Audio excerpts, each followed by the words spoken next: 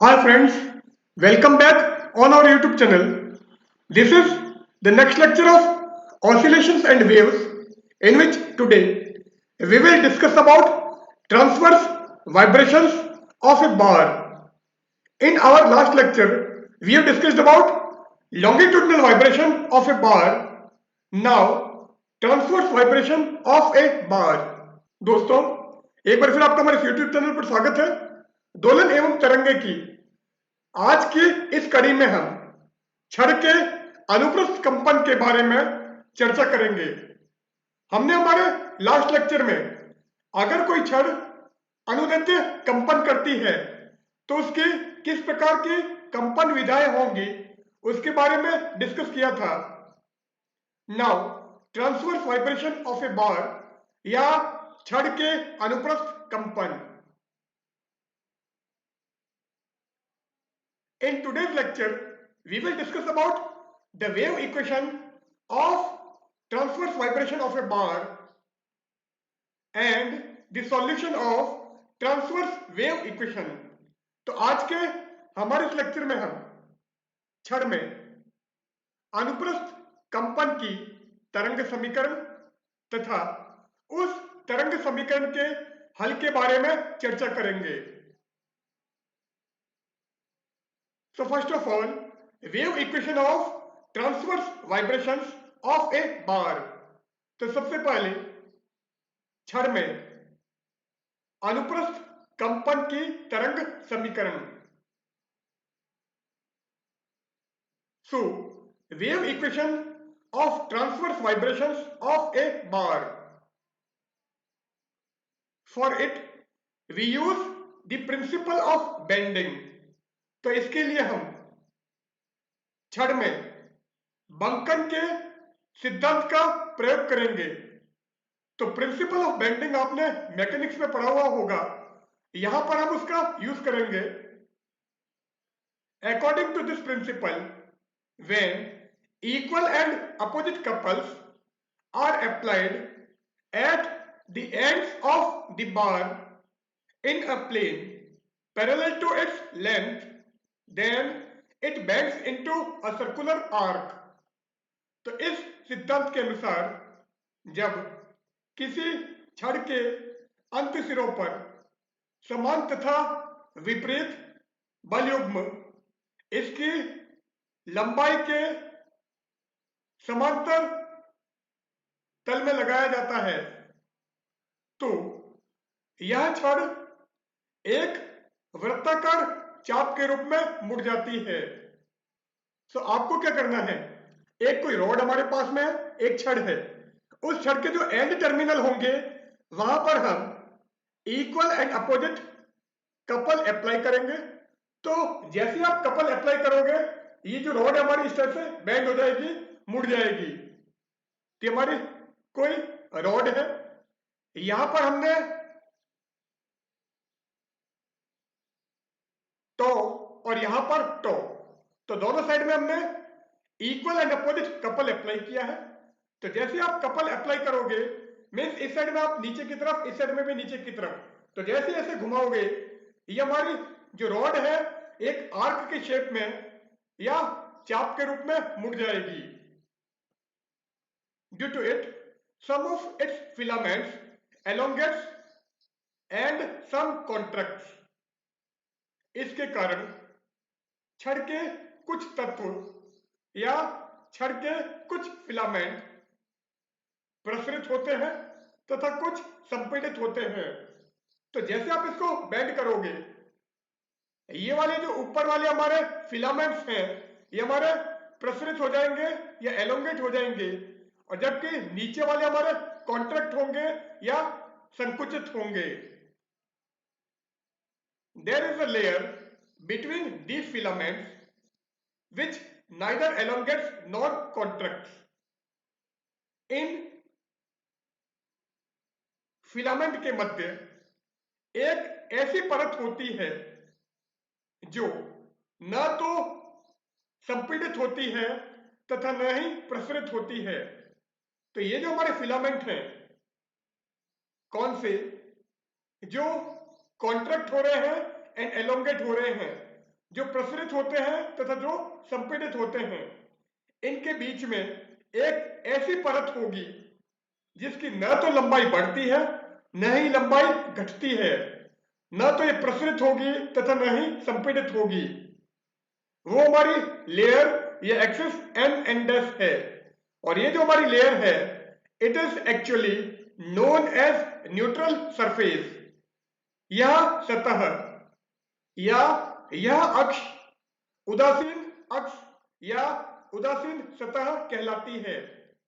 तो वो लेयर जिसकी लंबाई न तो बढ़ती है तथा न ही जिसकी लंबाई घटती है, उसको हमने न्यूट्रल लेयर या न्यूट्रल सरफेस कहा है। So here N N dash is neutral axis. यहां एन एन डैश उदासीन अक्ष है। सो ये जो एन एन डैश एक्सिस है, इसके ऊपर जो भी फिलामेंट्स होंगे उनमें एलोंगेशन होगा या प्रसरण होगा, जबकि एन एन डैश के नीचे जो भी हमारे फिलामेंट है उन सब में कॉन्ट्रैक्शन होगा, संपीड़न होगा या संकुचन होगा। As a result of bending of rod, a restoring couple also develops which balances the external torque. क्षण में बंकन के परिणाम स्वरूप एक प्रत्यनन बलयुग्म उत्पन्न होता है। यह प्रत्यनन बलयुग्म बाह्य बलयुग्म को संतुलित करता है। तो जैसे आप इस रॉड को बेंड करोगे तो ऑटोमेटिकली एक रीस्टोरिंग कपल डेवलप होगा जो कि अपोजिट डायरेक्शन में होगा, और ये जो रीस्टोरिंग कपल होगा ये प्रत्यनन बलयुग्म होगा, ये एक्सटर्नल कपल को बैलेंस करेगा या बाह्य बलयुग्म को संतुलित करेगा। तो इक्विलिब्रियम में restoring couple equal to external couple, अर्थात संतुलन की अवस्था में बाह्य बलयुग्म तथा प्रत्यनन बलयुग्म का मान समान होगा। नाउ ये हमारा डायग्राम था। The magnitude of restoring couple is known as bending moment. प्रत्यनन बलयुग्म का परिमाण बंकन आघूर्ण कहलाता है। एंड बेंडिंग मोमेंट, ये बंकन आघूर्ण क्या होगा? Tau equal to minus Y के square A del two Y by del X two. तो ये हमारा बेंडिंग मोमेंट का फॉर्मूला है, ये बंकन आघूर्ण का सूत्र है जिसको आपने मैकेनिक्स के अंदर डिराइव किया हुआ है। तो यहां पर हम ये फॉर्मूला डायरेक्ट यूज करेंगे। Here y is Young's modulus, यहां y यंग प्रत्यास्थता गुणांक है, and a is area of cross section, तथा a अनुप्रस्थ काट का क्षेत्रफल है। तो जो रॉड हम काम में ले रहे हैं उसके मटेरियल का यंग्स मॉडुलस y है। So y is the Young's modulus of material of the rod. y छड़ के पदार्थ का यंग प्रत्यास्थता गुणांक है, whereas a is the area of cross section of this rod, जबकि a इस छड़ के अनुप्रस्थ काट का क्षेत्रफल है, and k is the radius of gyration of area of cross section with respect to neutral axis, तथा k उदासीन अक्ष के परितः अनुप्रस्थ काट के क्षेत्रफल की परिभ्रमण त्रिज्या है। We consider the bending torques and shear forces in an elementary length dx of the bar। हम छड़ की प्रारंभिक लंबाई dx में बंकन बल आघूर्ण तथा अपरूपण बल पर विचार करते हैं। तो ये जो हमारी रॉड है इसकी एलिमेंट्री लेंथ हम dx लेते हैं।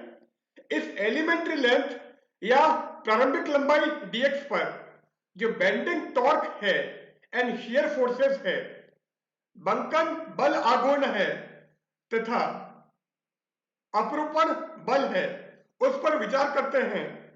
तो अगर आप इनको लोगे तो क्या होगा, ये हमारी रॉड, इस रॉड की लेंथ dx, तो ये पॉइंट हमारा x और ये पॉइंट x प्लस dx वाला है। तो यहां पर फोर्स कौन सा, शेयर फोर्स x पर एफ वाई एक्स ऊपर की तरफ लग रहा है, जबकि x प्लस डी एक्स पर F Y at x plus D x is in downward direction. So F Y at x plus D x is in downward direction. तो x प्लस डी एक्स पर जो force f Y लग रहा है ये नीचे की तरफ, जबकि x पर फोर्स एफ वाई जो लग रहा है वो ऊपर की तरफ। And bending moment tau x इस साइड में and tau x plus D x इस साइड में, मीन्स आप इस तरफ से इसको बेंड कर रहे हो तो इस तरफ आपका फोर्स ऊपर की तरफ और इधर नीचे की तरफ लगेगा। एंड जो बेंडिंग टॉर्क है वो इस तरफ से, मीन्स ये जो टो एक्स है ये हमारा एंटी क्लॉकवाइज डायरेक्शन में and tau x plus D x clockwise direction में लग रहा है। F Y at x is the shearing force acts at the left end of this segment. Fy(x) छड़ की प्रारंभिक लंबाई के बाएं अंत सिरे पर अपरूपण बल है, इसका मान धनात्मक होगा क्योंकि ये आपका ऊपर की तरफ लग रहा है। And Fy at x plus dx is the downward shearing force acts at the right end of the segment, तथा Fy x plus dx प्रारंभिक लंबाई वाली छड़ के दाएं अंत सिरे पर नीचे की ओर कार्यरत अपरूपण बल है। तो Fy x हमारा ऊपर की तरफ, Fy x plus dx नीचे लग रहा है, ये एलिमेंट्री लेंथ के एक्सट्रीम लेफ्ट एंड पर और ये एलिमेंट्री लेंथ के एक्सट्रीम राइट एंड पर लग रहा है, इसलिए इसको हमने पॉजिटिव और इसको नेगेटिव लिया है। नाउ ये हमारा डायग्राम था। In equilibrium the net turning moment due to the torques and shear forces is zero. साम्यावस्था में बल आघूर्ण तथा अपरूपण बल के कारण परिणामी टर्निंग मोमेंट या घूर्णन आघूर्ण का मान शून्य होगा। तो जितने भी हमारे टॉर्क हैं उन सबको ऐड करेंगे, जितने भी शेयर फोर्सेस हैं सबको ऐड करेंगे, तो टोटल जो टर्निंग मोमेंट होगा in sharing forces and torque के कारण उसकी वैल्यू जीरो होगी। So taking moment about the left end, बाएं अंत सिरे के अनुदिश आघूर्ण लेने पर, सो टो एक्स यहां पर लग रहा है, इधर tau x plus D x पर डायरेक्शन इसके अपोजिट है इसलिए minus tau x plus D x. अब फोर्स से अगर हमको मोमेंट निकालना है या बल से बल आघूर्ण का मान निकालना है तो वो क्या होगा, बल इंटू लंबवत दूरी या force into perpendicular distance. And हम एक्सट्रीम लेफ्ट एंड के अराउंड मोमेंट ले रहे हैं इसलिए इस एक्सिस की इस एंड टर्मिनल से डिस्टेंस जीरो होगी। So F Y at x into zero, जबकि अगर हम ये वाला फोर्स लें तो यहां से इसकी perpendicular distance d x, so minus F Y x plus D x into D x equal to zero. और ये नेगेटिव इसलिए लिया है क्योंकि ये फोर्स हमारा डाउनवर्ड डायरेक्शन में है, नीचे की ओर है। नाउ ये हमारा जीरो हो जाएगा। So tau X minus tau x plus D x minus F Y at x plus D x into D x equal to zero. So tau at x minus tau at x plus D x minus F Y at x plus D x into D x equal to zero. Now, by using Taylor series expansion, Taylor श्रेणी प्रसार का उपयोग करने पर, सो Taylor series expansion अगर आप काम में लोगे, then tau at x plus D x is equal to tau at x plus delta by delta x of tau at x into D x plus and so on. तो higher order जो आएंगे उनको हम neglect कर देते हैं, उनको नगण्य मानकर छोड़ देते हैं।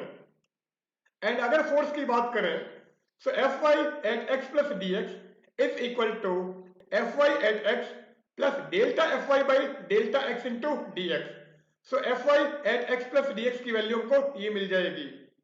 नाउ ये दोनों वैल्यूज अगर हम यहां पर रखें तो ये इक्वेशन क्या हो जाएगी, टो एक्स माइनस, अब इसकी वैल्यू रखोगे so tau x plus delta by delta x of tau X into D x minus इसकी वैल्यू रखोगे so F Y plus delta by delta x of F Y into D x into ये वाला D x, so D x equal to 0।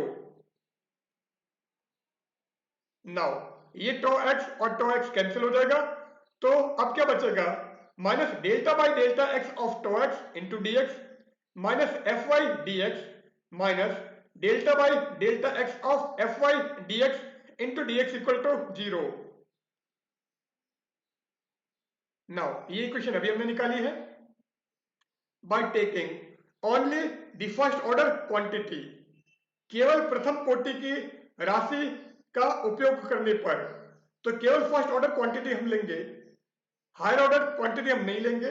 इसका मतलब ये वाली quantity में हम इंक्लूड नहीं करेंगे क्योंकि यहां पर dx इंटू डी एक्स आ रहा है और इसकी वैल्यू बहुत छोटी हो जाएगी, it will be very small, so we neglect this quantity. So केवल ये क्वांटिटी बचेगी, so minus delta by delta x of tau X into D x minus F Y D x equal to 0। Now D x common लेके cancel हो जाएगा, तो यहां पर क्या बचेगा, delta tau X by delta x plus f Y equal to 0। तो हमने डी एक्स कॉमन लेके कैंसिल कर दिया और नेगेटिव से मल्टीप्लाई कर दिया है, तो हमको ये मिल गया। ना यहां से अगर हम एफ वाई की वैल्यू निकालेंगे so F Y is equal to minus delta by delta x of tau X, so this will be the force in y direction at extreme left end of the rod। तो छड़ के प्रारंभिक लंबाई के सबसे बाएं सिरे पर y दिशा में बल का मान ये होगा। So F Y equal to minus delta by delta x of tau X and tau equal to minus Y के square A delta two Y by delta X two. अब ये जो टॉ है, इस टॉ की वैल्यू अगर हम यहां पर रखें तो एफ वाई क्या हो जाएगा, F Y is equal to Y के square A delta 3 Y by delta x 3, क्योंकि ये माइनस और ये माइनस कैंसिल हो जाएगा।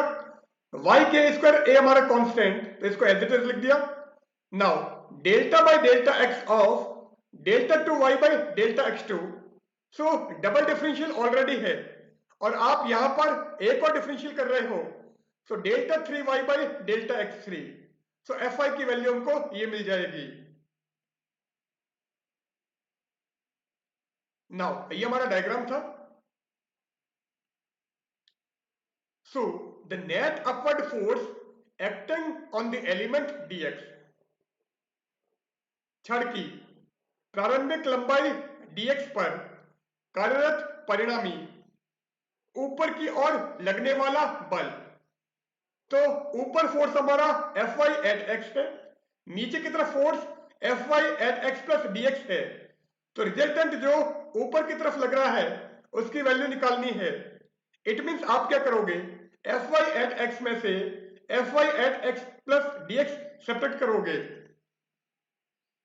सो net upward force acting on the element dx, तो प्रारंभिक लंबाई dx पर ऊपर की ओर लगने वाला परिणामी बल d F Y is equal to F Y at x minus F Y at x plus D x.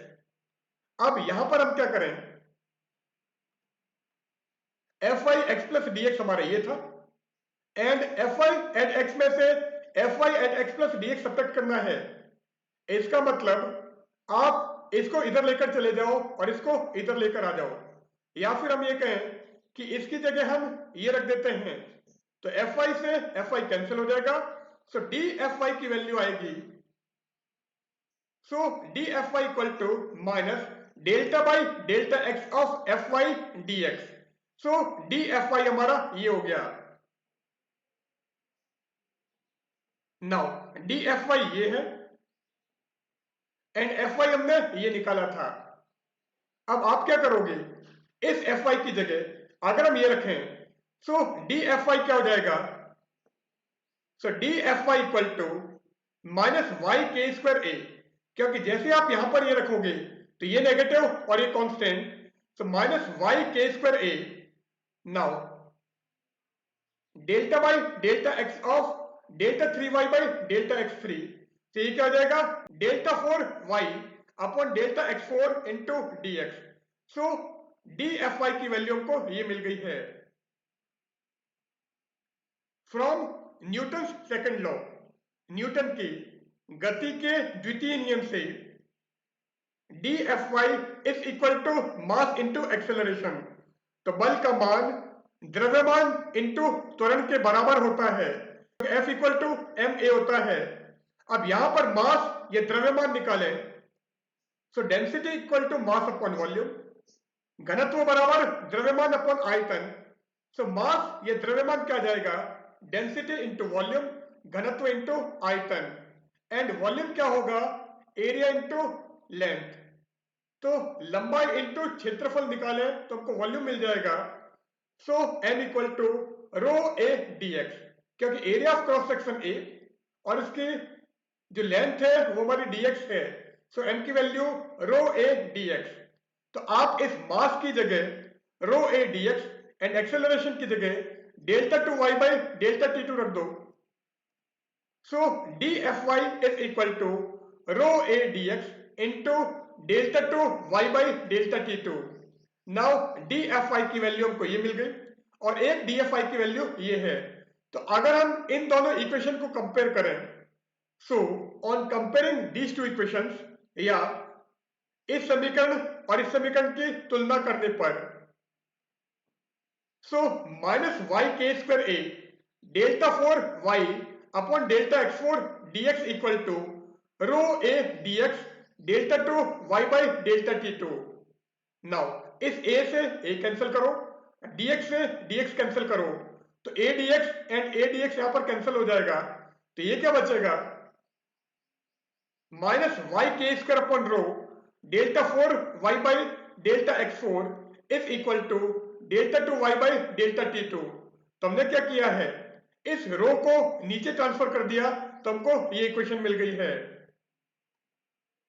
और delta 2y by delta t2 is equal to minus Y के square upon rho delta 4y upon delta x4।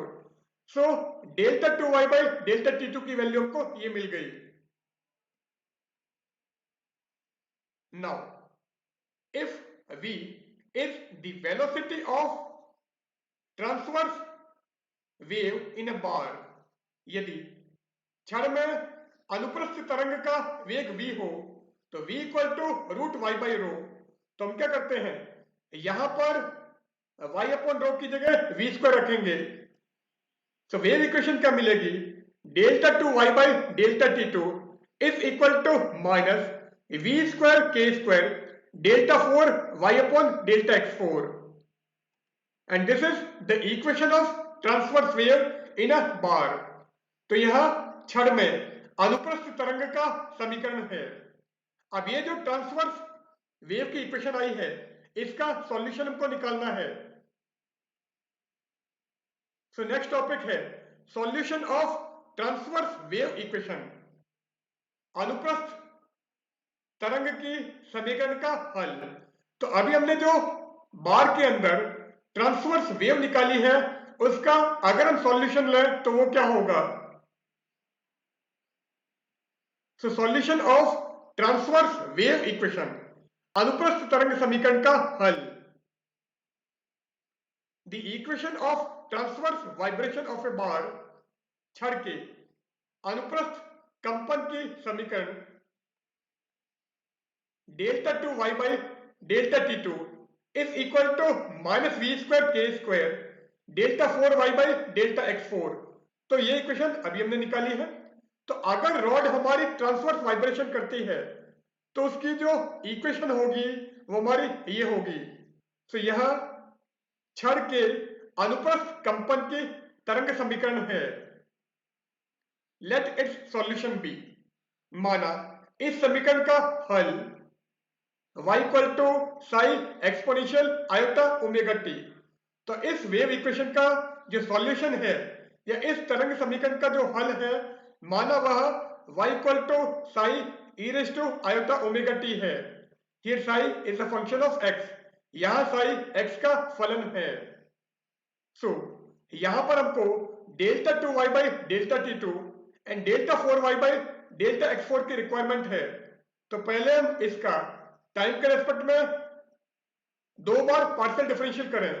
So delta 2y by delta t2 is equal to psi हमारे लिए constant, क्योंकि हम t के respect में differential कर रहे हैं, और e raise to iota omega t का e raise to iota omega t and iota omega t का आयोटा ओमेगा होता है। और क्योंकि दो बार डिफरेंशियल किया है इसलिए आयोटा ओमेगा का होल स्क्वायर मिलेगा। So delta 2y by delta t2 equal to psi into iota omega whole square e raise to iota omega t. और ये क्या हो जाएगा, iota square omega square and iota square -1 होता है। So delta 2y by delta t2 equal to minus omega square psi E raise to iota omega t. Now अब हम इस इक्वेशन का x के रेस्पेक्ट में 4 टाइम्स डिफरेंशियल करें तो E raise to iota omega T constant होगा, and psi का अगर 4 टाइम्स डिफरेंशियल करोगे तो delta 4 psi upon delta x4। So delta 4 y upon delta x4 equal to e raised to iota omega t constant and Sai केवल x का function है, इसलिए इसको हम डिफरेंशियल के लिए d साई बाई dx लिख लेते हैं, न कि delta psi by delta x। सो अगर साई का 4 टाइम्स डिफरेंशियल करोगे तो d4 psi upon dx4। Now delta 2y by delta t2 की वैल्यू ये यहां पर रखो और इसकी जगह e raise to iota omega t d4 psi upon dx4 रखते हैं। तो ये इक्वेशन क्या हो जाएगी, minus omega square psi E raise to iota omega t is equal to minus we square के स्क्वायर एज इट इज, और यहां पर क्या आ गया, e raise to iota omega t d4 psi upon dx4। अब इस नेगेटिव से नेगेटिव कैंसिल कर दो and e raise to iota omega t से e raise to iota omega t cancel करो। So d4 psi upon dx4 की value आ जाएगी omega square divided by v square के स्क्वायर साई। नाउ ये equation अभी हमको मिली है। Let u equal to root of omega v k. So root omega v के को हम u मान लेते हैं। It means u raise to 4 equal to omega square v square के स्क्वायर। तो u रेज टू 4 हमारा ये हो जाएगा। अब क्या करोगे, यहां पर वी स्क्वायर के स्क्वायर की जगह हम u raise to 4 upon omega square रख सकते हैं। अब यहां से वी स्क्वायर के स्क्वायर की वैल्यू आ जाएगी u raise to 4 upon omega square. अब आप क्या करोगे, इस वी स्क्वायर के स्क्वायर की जगह u raise to 4 omega square रखें तो ये इक्वेशन क्या हो जाएगी, d4 psi upon dx4 is equal to omega square divided by u raise to 4 omega square psi. Now ये ओमेगा स्क्वायर न्यूमरेटर में चला जाएगा तो ये इक्वेशन क्या हो जाएगी, d4 psi upon dx4 is equal to omega raise to 4 upon u raise to 4 psi. और अगर हम इस इक्वेशन को सॉल्व करें तो हमको साई की वैल्यू मिलेगी। So let the solution of this equation be. माना इस समीकरण का हल psi equal to a e raise to lambda x है, तो इस इक्वेशन का सॉल्यूशन हमने a e raise to lambda x माना है। Here a is any complex quantity, यहां ए कोई सम्मिश्र राशि है, and lambda is any arbitrary constant, जबकि लेमडा कोई स्वच्छ नियतांक है। तो साई की वैल्यू हमको ये मिल गई। अब अगर हम इसका 4 टाइम्स x के रेस्पेक्ट में डिफरेंशियल करें क्योंकि यहां पर d four psi upon d x four की रिक्वायरमेंट है, तो d four psi upon d x four यहां से क्या आ जाएगा, a constant e raise to lambda x का e raise to lambda x, and lambda x का वापस एक्स के रेस्पेक्ट में करेंगे तो लैम्डा आएगा। इस टाइप से आप 4 टाइम्स कर रहे हो, so d four psi upon d x four equal to lambda raise to four A e raise to lambda x. तो हमको ये क्वेश्चन मिल जाएगी। अब A e raise to lambda x हमारा साई है, तो इसको आप साई रख दो। So d four psi upon d x four equal to lambda raise to four psi. अब इसकी जगह lambda raise to four psi put कर दो, तो ये इक्वेशन क्या होगी, lambda raise to four psi is equal to omega raise to four divided by u raise to four psi. अब साई से साई कैंसिल कर देते हैं, so lambda raise to four equal to omega raise to four upon u raise to four. अब इसका square root ले लो या वर्गमूल लो, so lambda square equal to plus minus omega upon u whole square. Now lambda square ये मिल गया। अब क्या करोगे, वापस इसका रूट लो, तो जैसे इसका रूट लोगे या वर्गमूल लोगे, सो लैम्डा आ जाएगा plus minus omega upon u और plus minus iota omega upon u, क्योंकि lambda square plus minus omega upon u whole square है। तो अगर आप लैम्डा स्क्वायर की value omega upon u whole square लेते हो और इसका रूट लोगे, सो लैम्डा की value plus minus omega upon u आएगी। और अगर आप lambda square minus omega upon u whole square लेते हो, तो उसका रूट क्या आएगा, plus minus iota omega upon u. So lambda की ये 4 वैल्यूज हमको मिलेंगी, and psi equal to a e raise to lambda x था, और लैम्डा की ये 4 वैल्यूज हमको मिली है। सो साई क्या हो जाएगा, thus the solution of d4 psi upon dx4 is equal to omega raised to 4 u raised to 4 psi is, इस प्रकार d4 psi upon dx4 is equal to omega raised to 4 upon u raised to 4 psi का हल होगा। इसका solution क्या है, psi। तो psi के अंदर लैम्डा की जगह अगर हम ये रखें, तो इस इक्वेशन का सॉल्यूशन हमको मिलेगा, so psi equal to a e raised to omega x upon u plus b e raised to minus omega x upon u plus c e raised to iota omega x upon u plus d e raised to minus iota omega x upon u। तो क्योंकि lambda की 4 values हैं, इसलिए हम 4 constants use करेंगे, 4 नियतांकों का प्रयोग करेंगे, तो साई की वैल्यू को ये मिलेगी। Now y equal to psi e raise to iota omega t था, तो अगर हम इस इक्वेशन में साई की जगह ये रखें, तो जो एक्चुअल वेव इक्वेशन थी ट्रांसवर्स वाइब्रेशन ऑफ ए बार की, उसका सॉल्यूशन हमको मिल जाएगा। thus the solution of transverse wave equation of a bar is, इसलिए क्षण में अनुप्रस्थ तरंग समीकरण का हल होगा y equal to e raise to iota omega t, and psi की जगह आप ये रख रहे हो, so a e raise to omega x upon u plus b e raise to minus omega x upon u plus c e raise to iota omega x upon u plus d e raise to minus iota omega x upon u. तो y की value हमको ये मिलेगी, या फिर rod की या छड़ की जो ट्रांसवर्स वेव इक्वेशन है, अनुप्रस्थ तरंग का समीकरण है, उसका हल हमें यह प्राप्त होगा।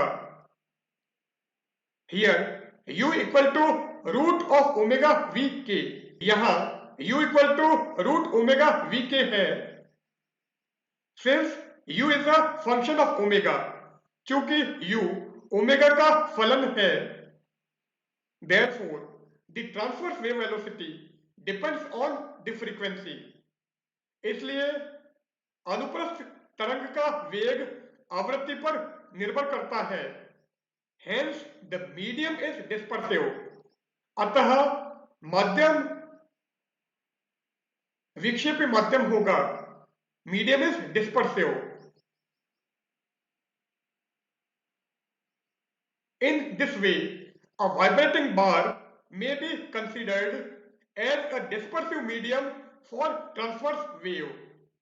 इस अवस्था में अनुप्रस्थ तरंग के लिए कंपन करते हुए छड़ एक विक्षेपण माध्यम की भांति मानी जा सकती है। एंड y हमारा ये था। यहां पर a b c d 4 constants हैं। The real part of this equation gives the actual solution of transverse wave equation of a bar. इस समीकरण का वास्तविक हल समीकरण के वास्तविक भाग को लेने पर प्राप्त होगा। And e raise to plus minus theta cos hyperbolic theta plus minus sine hyperbolic theta होता है। e raise to plus minus iota theta is equal to cos theta plus minus iota sine theta. So अगर आप यहां पर ये दोनों फॉर्मूले काम में लोगे और उसके बाद में इस इक्वेशन का रियल पार्ट हम लेंगे, वास्तविक भाग लेंगे, तो एक्चुअल सॉल्यूशन क्या मिलेगा transverse wave equation of a बार का। तो क्षण में अनुप्रस्थ तरंग का वास्तविक हल होगा।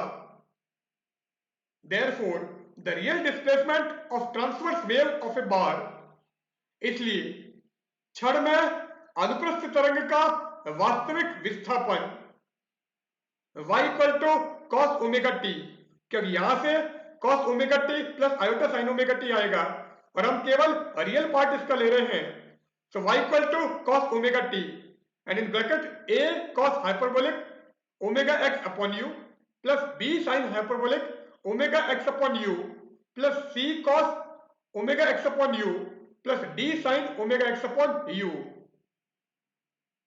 Here a, b, c and d are real constants. यहां a, b, c तथा d वास्तविक नियतांक हैं और इन कांस्टेंट की वैल्यू हम बाउंड्री कंडीशन यूज करके निकाल सकते हैं। तो बाउंड्री कंडीशन कैसे होगी, उस कंडीशन में मोड्स ऑफ वाइब्रेशन क्या मिलेंगे, ये कंपन की विधाएं कौन कौन सी होंगी, ये हम हमारे नेक्स्ट लेक्चर में डिस्कस करेंगे। So here we end our session.